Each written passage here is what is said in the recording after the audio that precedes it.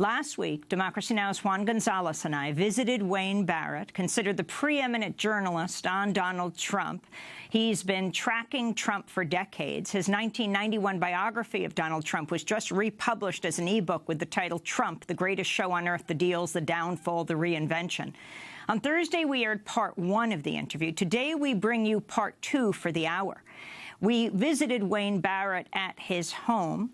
He talked about Trump's longtime lawyer and mentor, Roy Cohn, who once served as a top aide to the red-baiting Senator Joseph McCarthy. I knew Roy Cohn. I knew him very well. And you just cannot understand how Donald could have been this close. I write in the book that they talked 15 times a day. One of the 2 stories here, I can't remember which one, said it was 5 times a day. It's probably somewhere in between. Roy himself told me they talked 15 times a day. But there's no question that next to Fred Trump, Roy Cohn was the single greatest influence in Donald's life. And Roy is incandescent evil. I mean, I would sit with him and it was enough to make you rush back to church, the satanic feeling that he would give you. He would eat with his fingers. And we would be at 21. He would eat with his fingers. He carried a little glass in his jacket that he would take out and drink in this little glass. He would pop a white pill when he didn't think you were looking. And his house was filled with frogs. He was the weirdest guy. He was into the strangest stuff. He was a chicken hawk after little boys, and yet he was the most virulently anti-gay guy you could imagine.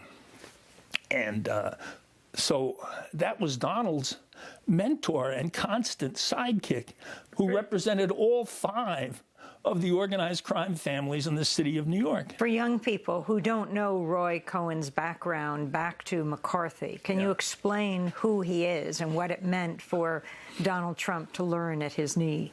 Yeah, well, he starts out as, I think he was 23 years old when he was the chief counsel of Joe McCarthy, doing all those hearings.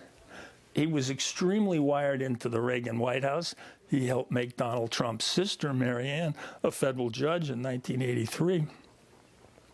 He was the ultimate fixer, power player in New York for a whole period of time. He died of AIDS in 1986, but for a particular block of time, he was extremely influential with the Beam administration, because even more so than Fred Trump, he was totally wired into Abe Beam because he had knocked Mario Biaggi out of the race. Mario Biaggi was a very popular, charismatic congressman from the Bronx, and Roy leaked that he had been before a federal grand jury.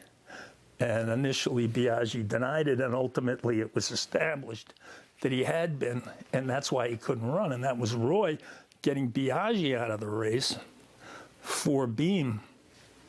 So Beam was incredibly beholden to him. So he had enormous influence in the city underground. I would write stories about his parking lots. Strangely enough, his cash cow was city-owned parking lots by the water, which were leased by the Bureau of Marine and Aviation, and he controlled the companies that had the parking lots that were city-owned, and it was just an enormous amount of money.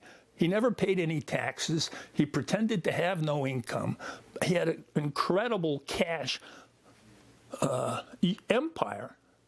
And the guy who actually leased those parking lots to him, Rick Mazzeo, wound up under federal investigation, and they found his body in the trunk of a car. And all he did was give parking lots to Roy Cohn. That's what he did for a living.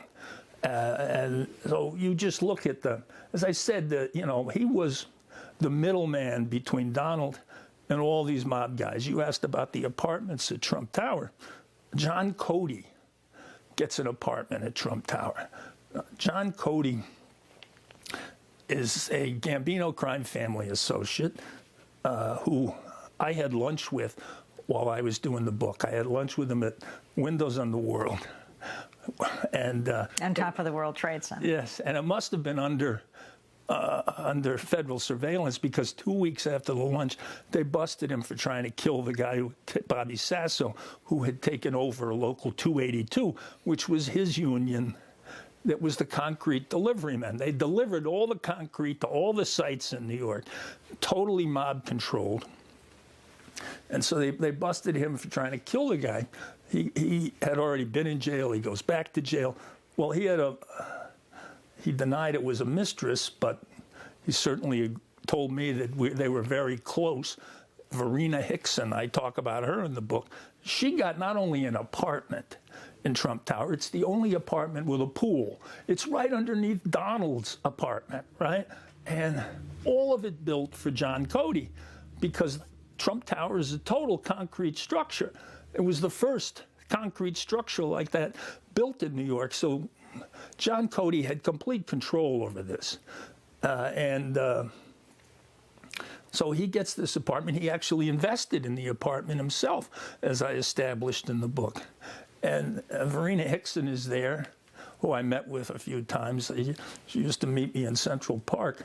She didn't want to meet me in Trump Tower, but we talked many times. And, and there's John hanging out in Trump Tower all the time, right underneath Donald Trump's apartment. And he's a total wise guy. He's a total wise guy, and he said to me, a mob guy. Yeah, he said to me, I always used Roy as the go-between with Donald. Roy Cohn was the guy who set us up, So this is the relationships that flowed through. The FBI did an affidavit saying that the heads of the commission, the heads of the 5 crime families, would meet in Roy Cohn's office because the government couldn't eavesdrop. It was a lawyer-client relationship. That's what they did. And you're talking here about the 5 families in New York, but of course, Donald Trump's signature developments occurred in Atlantic City, where, as I recall, the Philadelphia mob was in charge of whatever happened in Atlantic City. Did you talk about his relationship there in Atlantic City? Yeah, well, no question. I mean, Nicky Scarfo,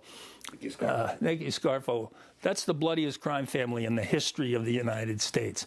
It's undervalued because it wasn't based in New York. It didn't get the coverage, But they controlled Local 54, which was the hotel workers union. And this is not me talking. This is a finding in federal court that Nicky Scarfo controlled the hotel workers union, and when they would strike all the casinos in Atlantic City, they wouldn't strike Donald.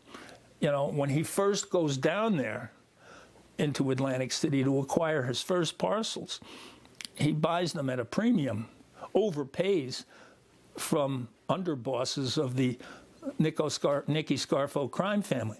He has a relationship with these guys throughout the early days of his time down there, and it was really a pretty remarkable set of deals that he did. Now you had Mike Matthews was the mayor of Atlantic City, who was totally proven in court, went to jail, totally owned by the Nicky Scarfo crime family, and he was Donald's #1 ally. They were feeding him money, contributions, legal contributions, but they were feeding Matthews money.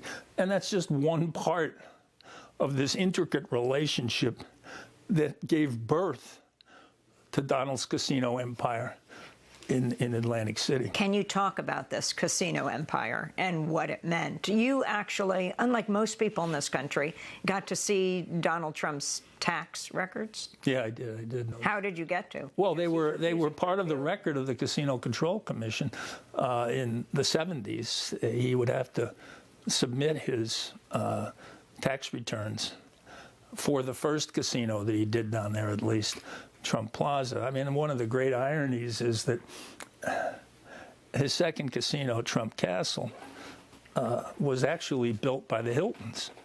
And the Hilton family out of Chicago was denied a license by the Casino Control Commission, which was all done to benefit Donald. Donald then gets Trump Castle, and the rationale for denying it, which is what they stated in their decision, was that the Hilton family was represented by a mob lawyer out of Chicago. Here he's got Roy Cohn, and that's no bar at all. That's no bar at all. And so the irony of it, that's how he got his second casino. So the casino empire there, what's so interesting to me is, when we had the Nevada primary, he was always at the Trump Hotel down in Las Vegas. But that's only a hotel. There's no casino there, right? Why is there no casino there? His partner in it, Phil Ruffin, already owns a different casino, so he can qualify for a license. But they build a hotel without a casino in the heart of Las Vegas. Because, my only conclusion is that he couldn't get a license in Nevada. The guy might be president of the United States, but here they have this hotel without a casino in the heart of Vegas, right? I had, when my book came out, I started getting visited by these state troopers from Missouri because he had applied for a riverboat casino license in Missouri. And these guys were so thorough. They came and they met me in my house in Ocean City, New Jersey. We call it the house Trump bought with the book advance, and then they would meet me in my house and at the Village, my office at the Village Voice. They'd go through all they came back and forth. They denied him. They were about to deny him, I should say, a riverboat license in Missouri. You realize he's not gotten a casino license since he got one for the Taj. He had the DGE, the Division of Gaming Enforcement, and the Casino Control Commission in New Jersey fixed. He had it. It was rigged for Donald. I don't think there's any question in my mind about that. And what wouldn't be? It's a company town. The only thing in it is casinos. He owned 4 of them. He was only illegally allowed to own 3 of them. So when he bought the 4th one, that just became a hotel. And, they closed down the casino and then just ran it as a hotel.